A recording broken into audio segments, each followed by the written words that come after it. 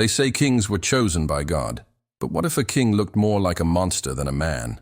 What if his very body, twisted, frail, and grotesque, was seen not as a natural accident, but as a curse?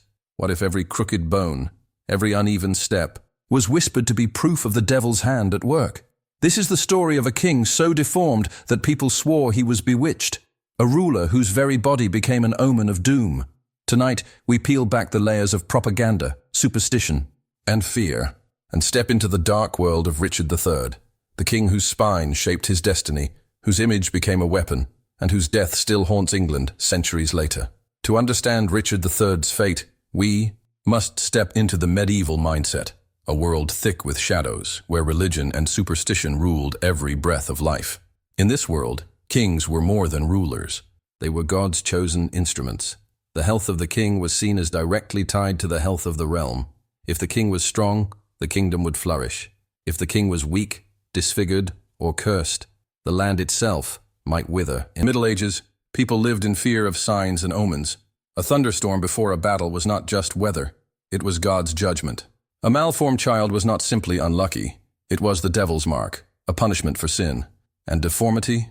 Deformity was terrifying. A hunchback was seen as crooked in both body and soul. A withered limb was believed to be evidence of sorcery. Even a birthmark could be interpreted as a sign of possession. Now imagine what it meant when a future king, born into one of the most powerful families in England, grew up with a twisted spine. It was not just a medical condition. It was a threat to the very order of the world. Because if God truly chose England's kings, how could he allow a deformed one to reign? Unless, of course, darker powers had chosen him instead. Richard was born in 1452, during the bitter conflict known as the Wars of the Roses, a savage feud between the House of Lancaster and the House of York. Even his birth was wrapped in rumor. Some chroniclers later claimed that his mother had endured unnatural pains, as though tormented by unseen spirits. Others whispered that Richard's strange appearance at birth was the result of witchcraft, either placed on his mother while she carried him, or on the unborn child himself. According to one story, Richard came into the world after 2 full years in the womb, clawing his way out with a full set of teeth. While this is, of course, biologically impossible, it reveals something chilling. People wanted to believe he was no ordinary child. He was something unnatural. In truth, Richard's childhood was marked not by demonic possession, but by frailty. He was smaller than his brothers, often sickly, and his back showed early signs of curvature. But what he lacked in physical strength, he replaced with sharpness of mind. He studied military tactics, governance, and law. He learned how to maneuver in a world where his body betrayed him. Even so, the whispers never stopped. A crooked body, they believed, could only house a crooked soul. As Richard grew older, his physical condition became harder to hide. His spine curved into an S shape, lifting his right shoulder higher than the left. His torso appeared, shortened, his frame uneven. In an age obsessed with symmetry and order, Richard was an unsettling sight. But the real danger wasn't his body. It was how people chose to interpret it. In the brutal political climate of the Wars of the Roses, every weapon was used, and Richard's enemies discovered that his body was their most powerful tool. They began to craft a narrative that Richard was not just physically deformed, but spiritually corrupted.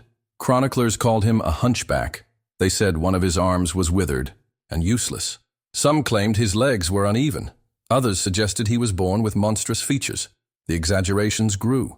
To some, he was no longer simply a man with scoliosis. He was a figure of horror, a living warning.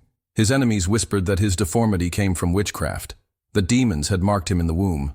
Even Shakespeare, writing more than a century later, would immortalize this propaganda, describing Richard as rudely stamped and unfinished, sent into the world, scarce half made up. In the play, Richard is twisted in body because he is twisted in soul, a villain born, not made. But pause for a moment. Consider the cruelty of it. Richard was a man with a condition we now understand as scoliosis. Yet to his enemies, he was not just unlucky. He was bewitched. Despite the prejudice, Richard rose. When his brother Edward IV became king, Richard served loyally, commanding armies and defending the Yorkist cause. He proved himself courageous in battle, clever in politics, and utterly ruthless when needed. But fate shifted when Edward IV died suddenly in 1483. His son, just 12 years old, was heir to the throne. Richard, now Lord Protector, was supposed to safeguard the boy. Instead, Richard seized the crown for himself. He declared his nephew illegitimate, placed him and his younger brother in the Tower of London, and assumed the throne as Richard III. The princes never left the tower alive. To this day, their fate remains one of history's greatest mysteries. Many believe Richard ordered their deaths. Others argue they were killed by Henry Tudor's allies. But in the eyes of Richard's enemies, his guilt was certain, and his deformities only confirmed it. His crooked back was proof of a crooked conscience. His body was a reflection of his crime. The campaign against Richard intensified. Propagandists claimed he practiced dark magic, that his enemies could not face him without charms of protection. It was said his very touch brought bad luck. One chilling rumor accused Richard of using sorcery to cause the death of his brother Edward. Another claimed that women miscarried simply from looking at him. In an era when witch trials and fear of the devil were rampant, these stories were devastating. Richard was no longer just an unpopular king. He was portrayed as an agent of the supernatural. His reign was short, barely 2 years. But in that time, his enemies made sure his image was carved into history, not as a man, but as a monster. In 1485, Richard faced his ultimate reckoning at the Battle of Bosworth Field. Against him stood Henry Tudor, a rival claimant with a small but determined army. Richard fought like a man possessed. Chroniclers describe him charging fearlessly into enemy ranks, cutting down foes left and right. At one point, he nearly reached Henry himself, but his enemies closed in. Outnumbered, betrayed by allies, Richard was surrounded. He was hacked down in brutal combat, his body left bleeding in the mud. And here, something eerie happened. When Richard's corpse was stripped, soldiers saw the truth of his twisted spine. The rumors had not been lies. His body really was deformed. To the victors, this was more than victory. It was divine confirmation.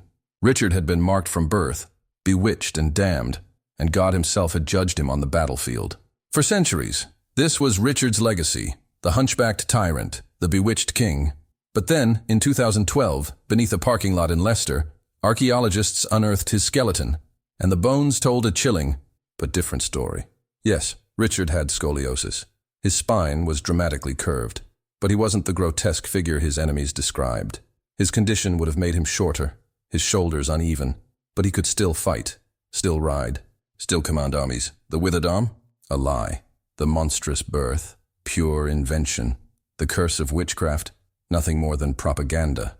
Richard had been a man with a medical condition. Nothing more, nothing less.